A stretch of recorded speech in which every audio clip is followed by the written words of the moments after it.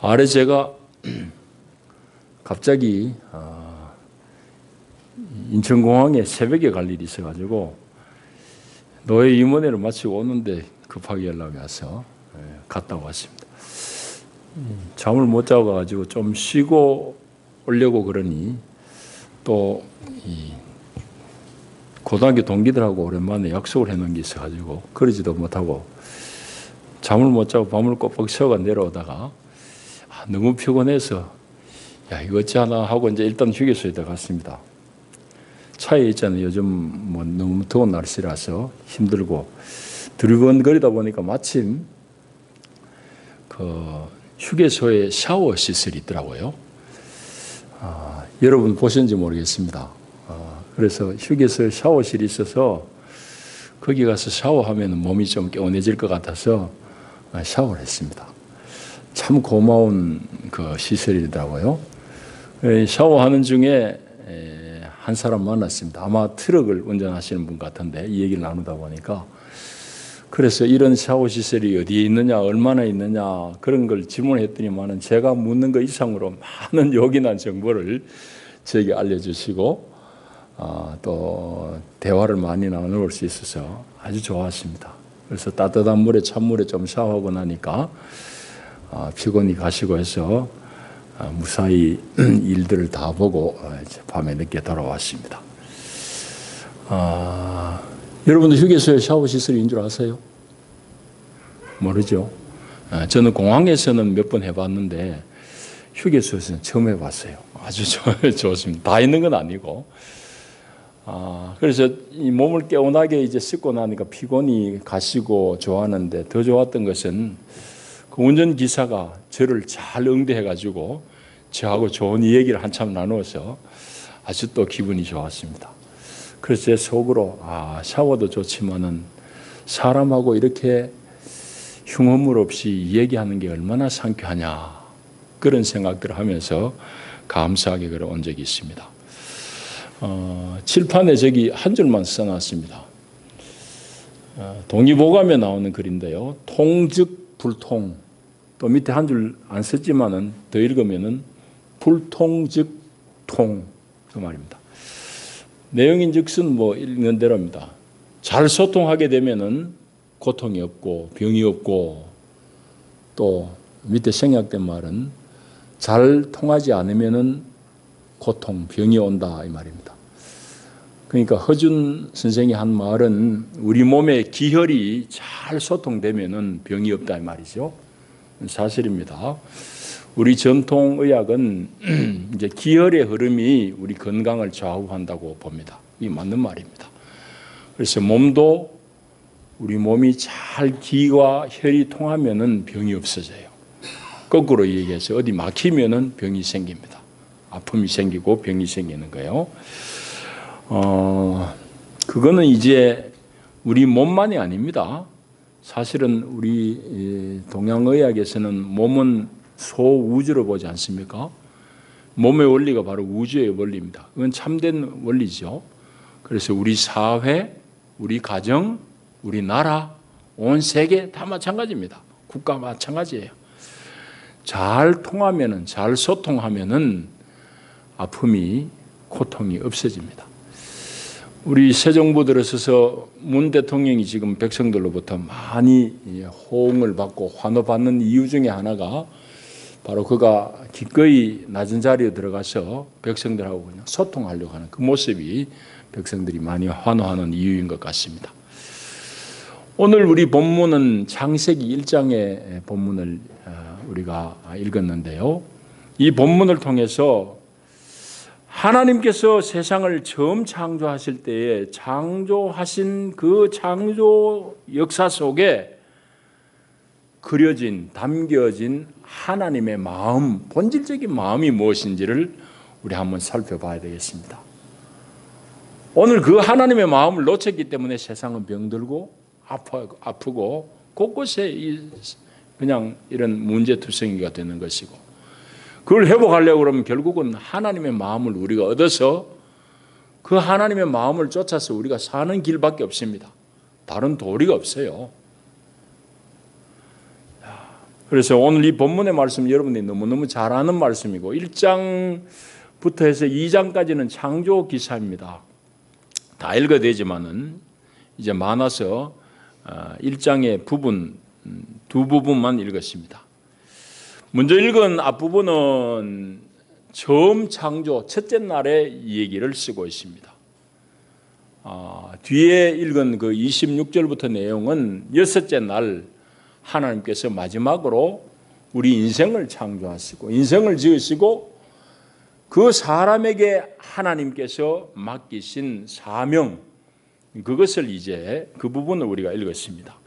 이 두 부분만 우리가 잘 살펴봐도 오늘 우리가 겪는 이런 어려움, 이런 아픔, 이런 사회의 여러 병리들, 개인의 문제를 포함해서 이런 것들이 어디서부터 오고 우리가 어떻게 해결해야 될지에 대한 답이 있는 줄 압니다.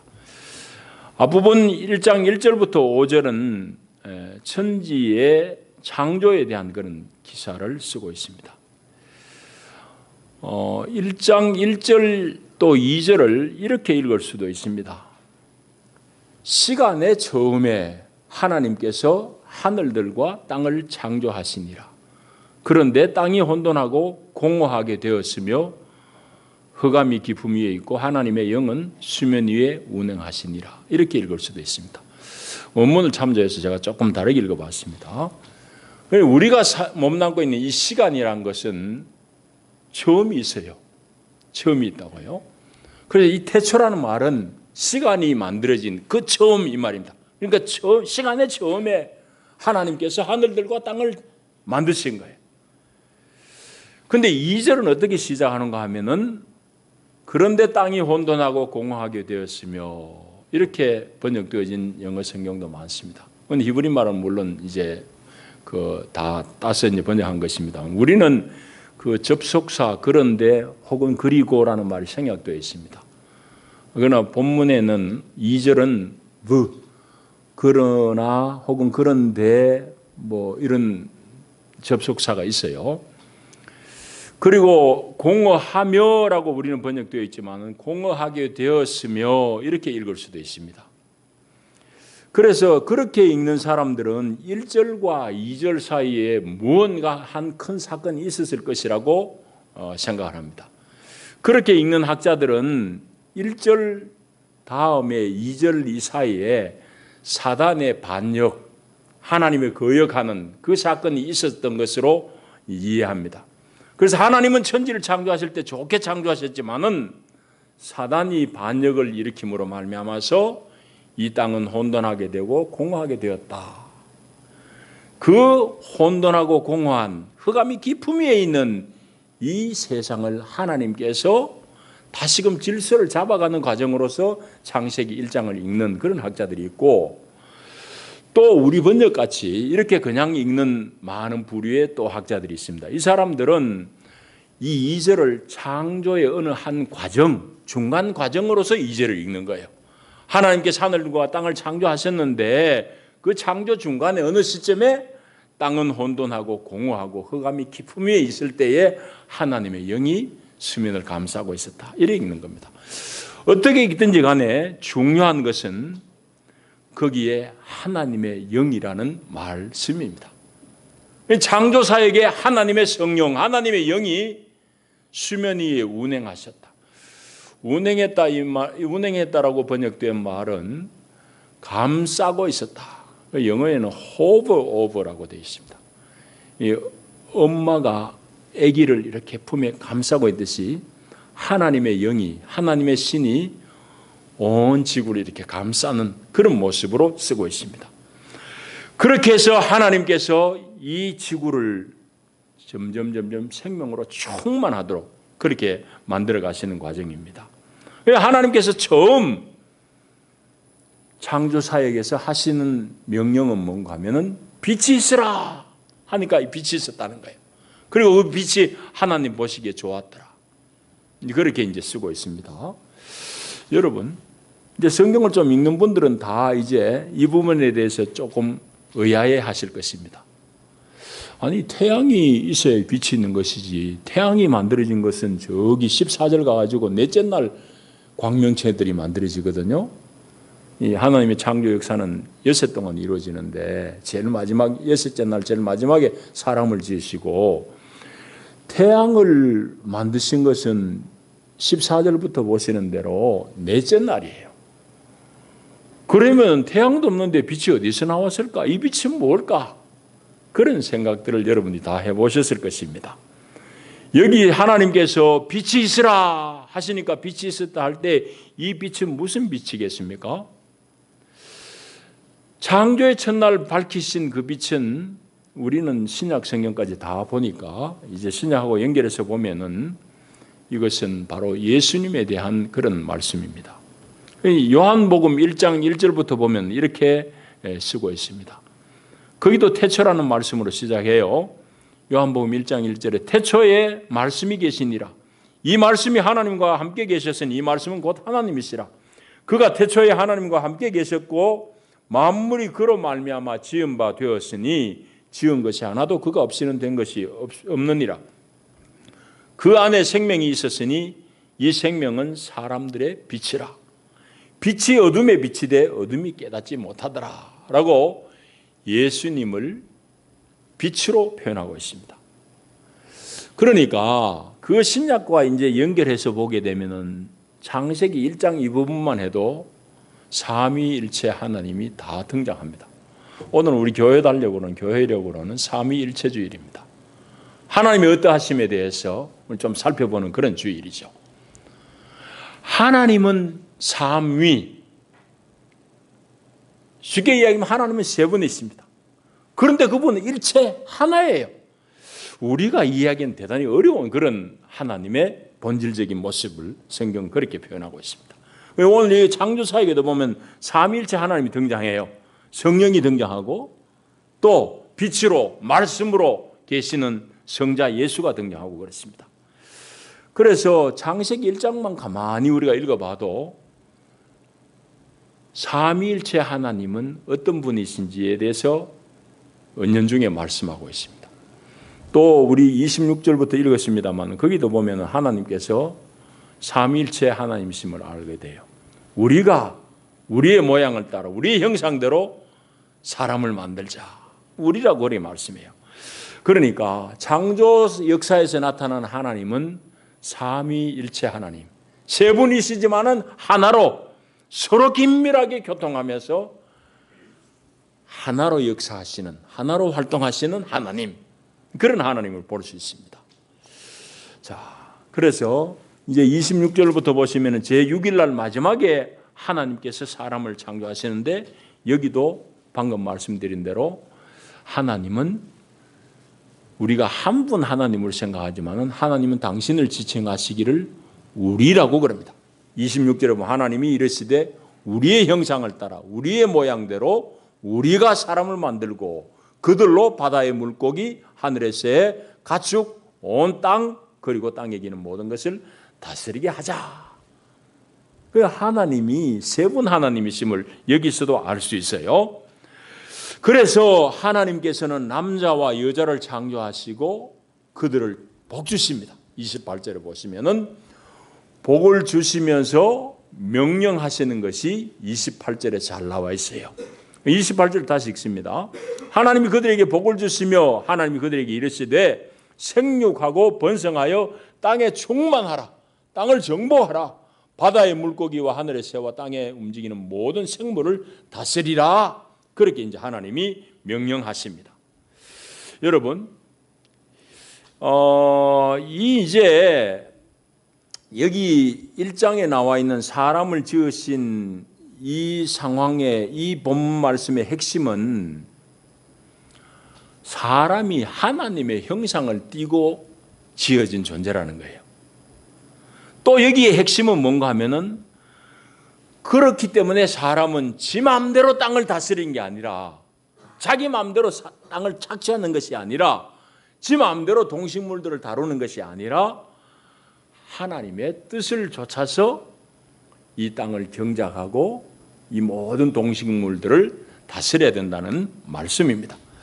그러니까 여기 본질은 우리 인생이란 것은 하나님과의 교제 속에서 하나님과의 소통 속에서 하나님으로부터 위임받은 그 뜻을 쫓아서 땅을 경작하고 땅에 있는 모든 생명체들을 다스려야 된다는 그 말씀입니다. 여기서 이제 나온 것이 여러분들이 이제 혹 책을 성경 공부 책에 보면은 이 26절부터 28절까지를 하나님의 문화혁명, 문화명령 그런 글들을 여러분들이 읽으신 줄 압니다. 저도 대학교 다닐 때 성경 공부반에 들어가지고 이 창세기 1장을 배우면서 가르치는 분이 하나님의 문화명령이다. 그러면서 26절부터 28절을 얘기해요. 그럼 내가 왜 이걸 문화혁명이라고 그래요? 그랬더니만은 대답을 안 하더라고요. 이제 제가 신학을 하고 한참 있으니까 이 말을 이해하겠어요. 왜 문화혁명을 했는지. 그런 이제 영어를 우리말로 번역하다 보니까 그래 되는데 우리말답게 번역하자고 그러면 하나님의 문화명령이 아니고 하나님의 경작명령입니다. 여러분 문화라는 건 영어로는 컬처잖아요. 컬처는 영어의 cultivate, 경작하다는 단어에서 나온 파생어입니다. 그러니까 하나님께서 땅을 이렇게 경작해라, 동식물들을 이렇게 다스려라, cultivate 해란 말이지. 이렇게 경작해라는 것을 썼기 때문에 이거를 그 사람들이 자기들은 그런 개념을 가지고 하나님의 컬처 커맨드라고 문화 명령이라고 썼는데 그런 내용을 잘 모르는 사람들이 그냥 영어 단어를 우리말로 옮기다 보니까 문화 명령이라고 되어 있어요. 그 문화 명령이란 말은 좀 우리한테는 익숙하지 않은, 잘 이해되지 않는 그런 번역입니다. 하나님께서 땅을 이렇게 경작해라. 또 이 세상의 모든 작물들을 이렇게 다루어라. 그런 명령이에요. 그런 점에서 하나님의 이제 문화 명령을 우리가 새롭게 이제 이해할 수 있습니다. 그러니까 이 세상을 이렇게 경작해라는 그런 경작 명령입니다. 사람을 지으신 하나님은 땅을 이렇게 잘 돌보고 가꾸도록 우리를 지으셨습니다. 그 얘기는 거꾸로 얘기하자면 좀 더 확대해서 해석하면은 하나님께서는 이 온 우주를, 이 땅을 우리에게 맡기시고 우리가 땅을 잘 경작하는 것을 하나님이 원하세요. 그건 이제 다음 장 2장 5절에도 분명히 나타나 있습니다. 2장 5절 한번 보시죠. 에덴 동산을 이제 하나님께서 두신 그 얘기를 쓰고 있는 부분인데 2장 5절에 보면은 여호와 하나님이 땅에 비를 내리지 아니하셨고 땅을 갈 사람도 없었으므로, 여기 간다는 말이 조금 전에 얘기한 경작한다 이 말입니다. cultivate란 말입니다. 그래서 그때 아직 땅을 경작할 사람도 없었으므로, 이 말은 무슨 말이에요? 하나님께서 사람을 지으신 것은 땅을 경작할 사람으로 지었다 이 말이죠. 여러분 땅을 잘 경작해야 돼요. 다 농사꾼 되라 이 말이 아니에요. 그 말은 오늘 우리가 모든 산업 활동에 종사할 때라도 하나님의 이 근원적인 뜻을 잘 쫓아서 우리 산업 활동에 종사해야 된다 이 말입니다. 그 하나님의 뜻과 우리 뜻이 맞닿아서 서로 소통하면은 이 우주는, 이 지구는 문제가 없어져요. 그럼 거꾸로 얘기하면 오늘 우리의 삶의 현장은 어떠냐? 문제투성이죠. 그럼 왜 그러냐? 하나님이 창조의 원리를 빗나갔기 때문에. 하나님께서 사람을 지으신 것은 근원적인 원리는 뭔가 하면은 사람을 본시 하나님과 소통하는 존재로 지었습니다. 하나님이 짐승과 말했다는 얘기는 없어요. 하나님과 소통하는, 하나님과 친구 될 것은, 친구 되는 피조물은 사람밖에 없어요. 그 아브라함을 하나님이 친구라고 그랬잖아요. 그 아브라함만 그러냐? 우리가 다 그래야 돼, 사실은. 하나님과 깊은 교제 속에 들어가야 된다고. 그래서 본질적으로 인간은 하나님과 소통하는 존재입니다. 그렇게 지어졌습니다. 그리고 하나님 자신이 세 분이시되 서로 긴밀하게 소통해서 한 분으로 역사하심 같이 우리 인생이 하나님의 뜻을 온전히 알고 그 땅을, 그 뜻을 이 땅 가운데 펴는 것이, 이루어 나가는 것이 사람을 지으신 하나님의 본식 의도입니다. 이 의도, 하나님의 뜻에서 우리가 빗나갔기 때문에 우리 가정이 무너지고 사회가 무너지고 이 나라가 힘들어지고 온 지구가 힘들어하는 이유가 바로 거기에 있습니다. 여러분, 오늘 우리 대한민국도 대단히 문제가 많습니다. 여러 가지 아픔 중에 있습니다. 우리가 겪는 이런 여러 아픔들 문제의 핵심은 무엇이겠습니까? 바로 오늘 이 창세기 1장에 다 그 핵심인적인 이유가 다 나와 있습니다. 이제 앞으로 점점 더 크게 이 문제가 노출될 것입니다. 우리가 지금 겪는 여러 가지 어려움 중에서 대표적인 것을 얘기하자고 그러면은 이 자연과 관련해서는 4대강 문제입니다. 여러분 지난 두 정부 이명박 박근혜 정부 아래서는 이 문제가 쉬쉬쉬쉬 자꾸 덮어졌습니다만 이건 사실은 엄청난 문제입니다. 앞으로 이 문제의 심각함이 점점 더 밝혀질 것입니다. 그런데 여러분 보십시오. 낙동강에 가보세요. 벌써 지금 녹조가 보통 문제가 아니에요. 그냥 감기스럽게 가면 그냥 썩은 냄새가 진동을 합니다. 왜 이런 엄청난 돈을 들여가지고 이런 짓을 하느냐, 이런 큰 정책의 실패를 초래하느냐, 그 근원적인 이유가 바로 불통에 있습니다. 대통령이란 막강한 권력을 가지고 자기 마음대로 행사했기 때문입니다. 수많은 양심적인 학자들이, 양심적인 사람들이 그렇게 하면 강이 죽어요. 그렇게 하면 강에 있는 모든 생명체가, 생태계가 무너져요. 그런데 대통령은 자기의 권한을 마음껏 발휘하고 오늘 이런 현상을 초래했습니다. 그러니까 거기도 불통이 문제라고요. 여러분, 또 우리가 사회적으로 겪는 큰 아픔은 우리가 늘 얘기하는 사회 양극화 문제입니다. 양극화가 뭡니까? 이것도 돈을 안 흘리겠다는 얘기입니다. 돈 가진 사람 자기 주머니에 자기 뱃속에 점점 많은 것을 집어넣고 이걸 안 내놓겠다는 얘기예요. 이게 병리입니다. 이게 병입니다. 사회적으로 많은 병리 현상이 일어나죠. 가진 사람은 점점 많이 가지고 없는 사람은 점점 없어지는. 이것도 이제 결국은 소통의 문제입니다. 돈을 흘려야 되는. 그래서 이제 정책적으로 많은 그런 수고들 하고 애를 씁니다만은 결국은 어떤 방향으로 우리 정책이 나가야 되느냐. 하나님의 말씀과 연결해서 보면은 막힌 곳을 뚫어가지고 통하도록 만들어야 된다. 돈도 통해야 되고 사람도 통해야 되고 사람들 간에 귀천이 없이 다 서로 통하는 그런 사회를 만들어야 됩니다. 그게 건강한 사회, 그게 병이 없어지는 사회입니다. 여러분 우리가 적폐청산이란 말을 많이 씁니다만은 그 방향성은 분명합니다.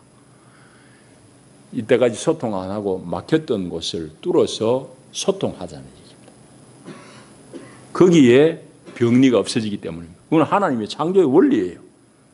여러분 그렇기 때문에 우리가 모든 면에 있어서 칠판에 적힌 대로 통하게 하는 저 문제를 깊이 고민해야 됩니다. 우리가 대한민국이라는 나라도 생각할 때 이것도 전체적으로 하나의 생태계예요. 이것도 고여있으면 죽게 돼 있다고. 그런데 사람은 탐욕 때문에 가진 사람은 자꾸 더 집어넣고 가만히 있으려고 그러지 이걸 내놓으려고 안 해요. 그러니까 그걸 정책적으로 제도적으로 자꾸 이제 그걸 풀도록 만들어야 되고 가난한 사람들에게도 돈이 흘러가도록 만들어야 되고 뭐 그렇습니다. 다양한 정책의 모습은 있지만은 근원적으로 보면 그렇다 이 말입니다. 또 마찬가지 우리 조금 더 넓히면 이 지구라는 지구촌도 하나의 큰 생태계입니다. 그러니까 미국의 트럼프라는 사람이 지금 하는 것은 대단히 어리석은 얘기입니다. 그럼 자기 나라만 생각하죠. 파리 기후협정도 파기해버리고 그러잖아요. 그건 자기들만 살겠다는 얘기입니다. 자기들만 사라지질 않습니다. 하나님은 그래 만드셨어요. 자기들만 사라지지 않는다고요. 여러분 대한민국 교회들이 지금 대단히 힘들다고 그럽니다. 교인들이 뭐 주느니 교회가 뭐 개척은 많이 하는데 개척에 실패하고 다 무너지느니 시골은 개척하는 교회들이 별로 없으니까 그런 걸 우리가 피부로 못 느끼지만 도이지 보십시오. 수많은 목회자들이 교회를 개척하지만은 그 개척한 교회 중에서 참으로 제대로 건강하게 교회가 세워지는 경우는 참 드물다 이 말이죠. 시작은 많이 하지만은 몇 년 안에 다 소멸되고 없어지고 그래. 그런 아픔들 우리 겪고 있다. 그런 것도 사실은 문제가 뭐냐? 교회도 양극화예요. 작은 교회는 안 되고 힘들고 교인들 겨우 키워나오면 이게 좀 일할 만하면 교회 다 편하게 신앙생활하기도 큰 교회로 자꾸 몰려 들어가 버리니까 큰 교회는 커지고 작은 교회는 점점 어려워져. 그래서 제가 백회총회 저작년에 노회에서 발의한 걸 제가 서기하면서 주도적으로 이 교회의 이런 양극화 현상을 해소하기 위해서 발의한 것도 있는데 그것도 아직까지 연구 중입니다. 그 전에 우리 선배들 중에서 이미 성각 눈이 뜨인 사람들은 이 한국 교회의 이 위기 어떻게 해소할 것인가? 결국은 양극화 해소하기 위해서 성경대로 돌아가자. 그래가지고 발의한 게 뭔가 하면은 그것도 아주 성경적이에요. 무슨 내용을 예전에 발의했는가 하면은 교회가 이래야 안 된다. 성경에 보면은 우리 요즘에 레위기를 새벽에 읽습니다만 레위기는 정말 귀한 책이에요. 너무너무 귀한 책. 사회를 살리고 국가를 건강하게 세우는 모든 원리가 거기 다 있습니다. 개인을 살리는 것도 마찬가지고 하나님과 관계에 있어서도 온전함을 회복하는 것 다 거기 다 있어요. 자, 다 생략하고 레위기에서 그 이스라엘이란 국가 공동체를 건강하게 유지하는 결정적인 제도 두 가지를 얘기하자면 하나는 11조고 하나는 희년제도입니다. 이는 사회적으로 낙오하는 모든 사람을 다 회복하고 건지는 하나님의 방편입니다. 11조 매 3년에 한 번은 거둬가지고 다 성읍에 있는 고아, 과부 이런 사람 다 먹이 살리도록 되어 있습니다. 그러니까 사회가 안전해지도록 하는 하나님의 장치가 11조고 또 뭐 이것저것 해가 다 말아먹은 사람들 회복하는 것이 50년마다 돌아오는 희년입니다. 종들도 다 해방, 팔아먹었던 논밭 다 돌아오게 하고 하나님이 그렇게 하십니다. 이 두 가지 큰 틀이 이스라엘이라는 사회를 건강하게 만드는. 여러분 예수 믿고 천당 가는 건 나중에 할 일이에요. 그건 지대로 가게 돼 있어요. 이 땅을 고쳐야 된다고.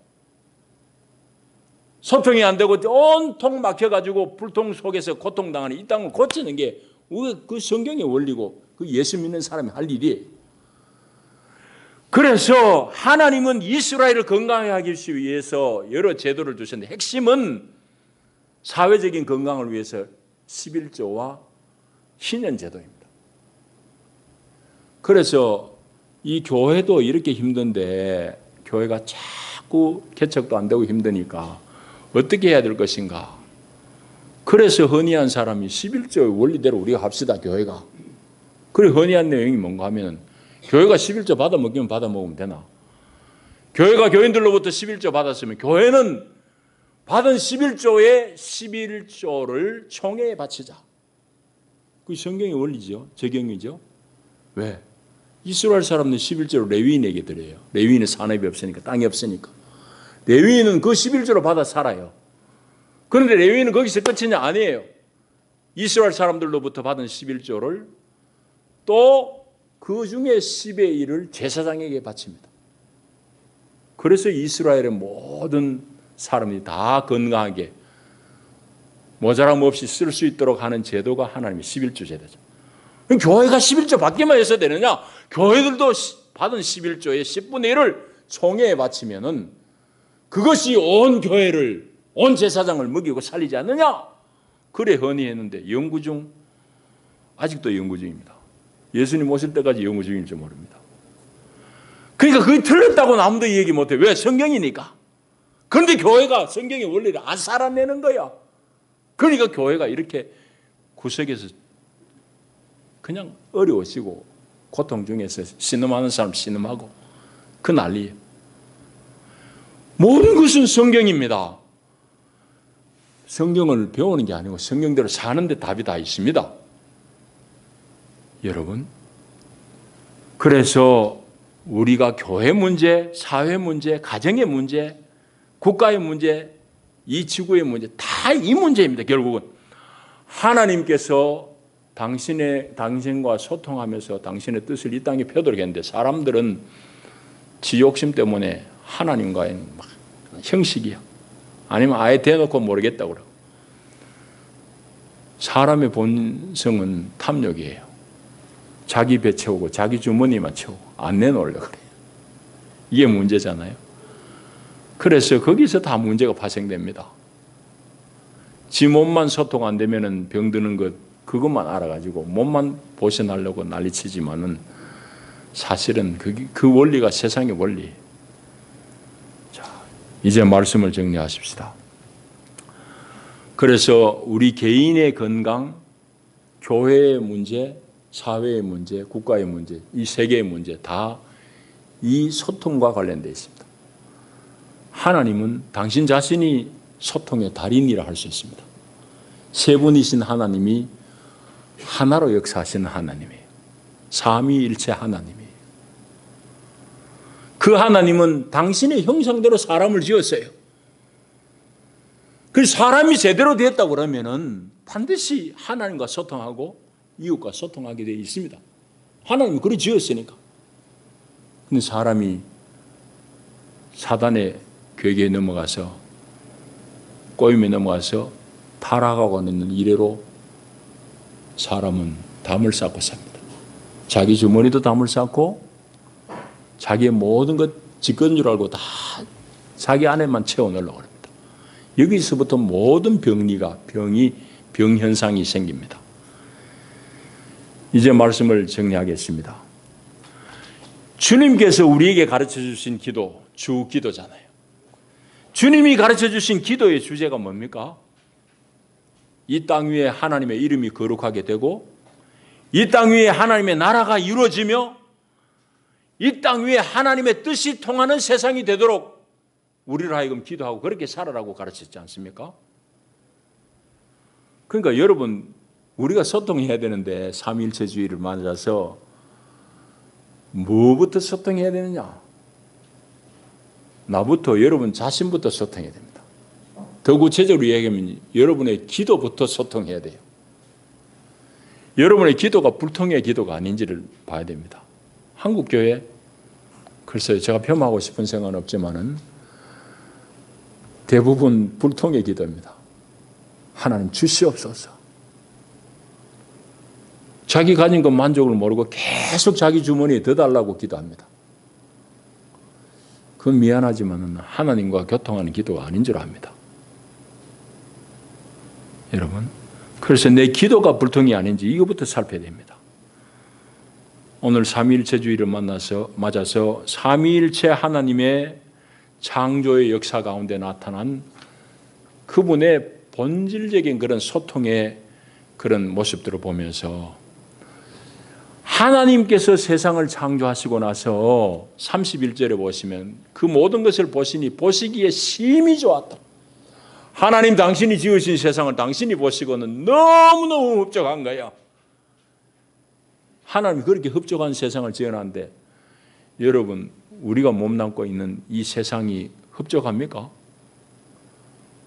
여러분 중에 흡족한 사람이 있는지 몰라도 저는 전혀 흡족하지 않아요. 전혀 보기 안 좋아요. 내 보기에도 이렇게 흠결이 많고 보기 안 좋은데 하나님 보시기에 오죽하겠습니까? 여러분, 그러니까 오늘 그리스도인으로 부름을 받았다는 것은 창세기 1장 26절 이하의 이 명령을 새롭게 받는 사람들임을 말합니다. 그래서 오늘 그리스도인인 우리 모두가 하나님 보시기에 심히 좋았다 하시는 이 세상을 향해서 우리 각자의 자리에서 내 탐욕의 담을 허물고 세상과 소통하고 하나님과 소통하는, 그래서 이 땅을 하나님의 뜻에 맞게 경작하는 이 거룩한 사명을 해보아야 됩니다. 이거 아니고는 여러분 답이 없습니다. 답이 없어요. 벼랑과 하늘에서 불똥 떨어지듯이 세상이 그래 확 되는 게 아니에요. 하나님은 오늘 믿는 믿음의 사람들에게 이 일을 맡기신 것입니다. 우리가 다 그리스도인입니다. 그리스도인은 그리스도 예수를 뒤쫓아 따라가는 사람들이라는 말입니다. 주님이 그 길을 가셨으므로 우리도 그 길을 가야 됩니다. 그것이 주님 앞에 갔을 때에 잘했다고 칭찬 듣는 유일한 길입니다. 여러분, 저와 함께 여러분들이 다 예수의 길을 쫓아갈 수 있기를 축복합니다. 기도하십시다. 주님, 오늘도 우리를 부르시고 주를 경배하며 주의 말씀을 얻게 하시니 감사합니다. 주님은 마지막 이제 생명을 드리는 그 일을 앞두고 겟세마네 동산에서 기도하실 때에 주여 그러나 내 뜻대로 마시고 아버지의 뜻대로 되기를 원합니다 했습니다. 그 기도의 의미가 무엇인지 우리가 더 깊이 알아가며 오늘도 우리가 다 부름받은 그리스도인들로서 아버지와 소통하며 아버지의 뜻을 알아가며 살아내는 성도들이 되기를 원합니다. 그래서 우리가 몸담고 있는 가정, 우리가 몸담고 있는 교회, 우리가 몸담고 있는 이 사회, 막혀서 곳곳에 아파하고 썩어 문드러지는 이 세상 가운데 하나님의 거룩한 생명의 능력으로 살리는 귀한 사역자들이 다 되게 복 주시옵소서. 예수님 이름으로 기도하옵나이다. 아멘.